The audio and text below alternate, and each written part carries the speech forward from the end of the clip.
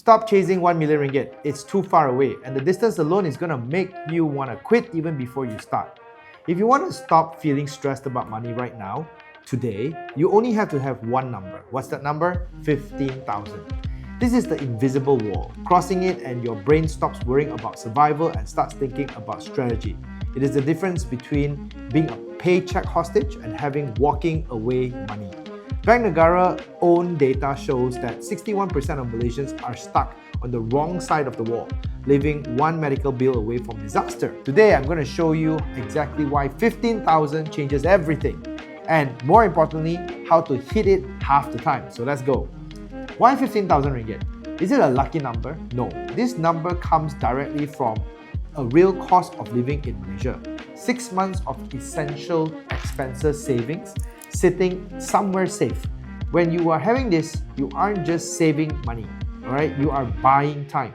Let's look at the actual maths of a single professional in KL or in Klang Valley. Rental, a decent 1-bedroom or shared unit in a non-prime area, 1,500 to 2,000 ringgit. Food, home cooking, mixed with a bit of economy rice and hawker stalls, 500 to 700 a month. Transportation, petrol, tolls, even your My50 passes plus occasional grabs, 200 to 300. Utilities, electricity, water, internet, mobile, 200 to 300.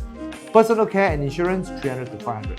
Add it all up and your baseline cost of living is about 3,250 a month. Now, multiply that with 6 months and that's 19,500.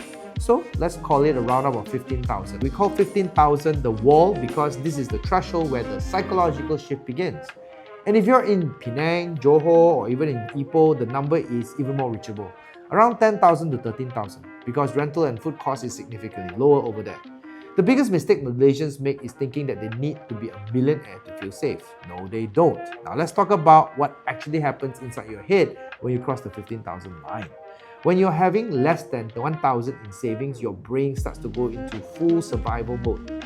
Thinking of your brain like a smartphone survival mode is like 50 apps open in the background, all draining the battery at once, and you're constantly scanning for threats. What if my car makes that weird noise? What if my landlord raises the rent? What if my boss is in a bad mood today? Right? Because your brain is so busy just getting through the day, there is zero processing power left to think ahead. You can't think about upskilling, you can't think about the side hustles, you certainly can't think about investing. And when you hit 15,000, something changed. Those what-if apps start to close. The unplanned 1,000 expenses stop being a catastrophe. It becomes an annoyance, like a mosquito bite instead of a heart attack. And you feel it. It is irritating, but it doesn't stop your life. This is where we call walk-away money, right? Over here in Malaysia, many people stay in toxic jobs, tolerate terrible bosses, accept low salaries because they have paycheck hostages. Afraid that if they speak up or look for something better, they won't survive the gap between salaries. But with 15,000 in their bank, they can survive months without a salary. That changes everything. They stop asking for the raise out of desperation. They start asking because they know their worth and they have the runway to find someone who agrees. Right? The third reason why 15,000 matters is pure maths. This is where compounding becomes visible for the first time. Think of building wealth like starting a fire with rubbing 2 sticks together. With 0 to 5,000 stage, this is the hardest part. You're rubbing those sticks until your hands bleed. Put 5,000 into an account earning 5% ASB, a money market fund, and you will earn 250 a year. That's $20 a month. It feels like nothing and it feels like the effort isn't worth the reward. At 15,000 stage, this is where the first sparks appear. The 5,000 now is 750 a year. You start to notice it. That's a free flight to Sabah.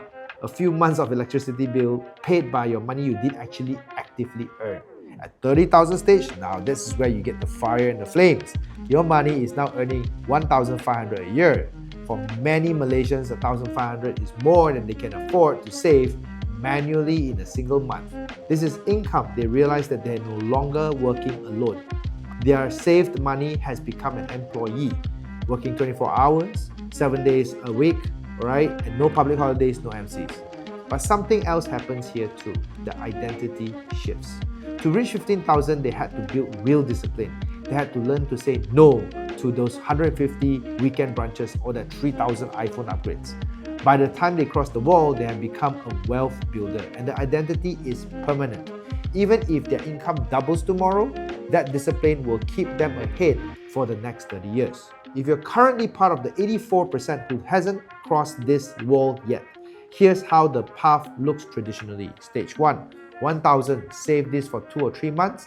This isn't really about the money, it's about proving to yourself that you are in control of your ringgit. Find one quick win, cancel a subscription, meal prep twice a week, negotiate your insurance premium. Stage 2, 5,000. This takes about a year. This is where stress levels start to drop, a car repair or a medical emergency stops sending people into debt. And stage 3, 10,000. This is a 3 months runway. People stop living paycheck to paycheck, they start sleeping better at night. Stage 4, 15,000 and above, the invisible wall is crossed. The emergency fund is done. Real wealth building begins. And for a disciplined middle-income Malaysian, this traditional path takes 20 to 25 months. Almost 2 years of saying no to those things people around you are saying yes to. And this is exactly where most people fall off. 2 years is a long time. Life happens. Car tires need replacing, your cousin gets married, motivation fades, the standard path runs on willpower and willpower always runs out eventually. This is why I'm hosting a completely free webinar on the BYOB strategy. The BYOB strategy is built specifically for the average Malaysians. Not generic, save more, spend less, advice from an American personal finance book.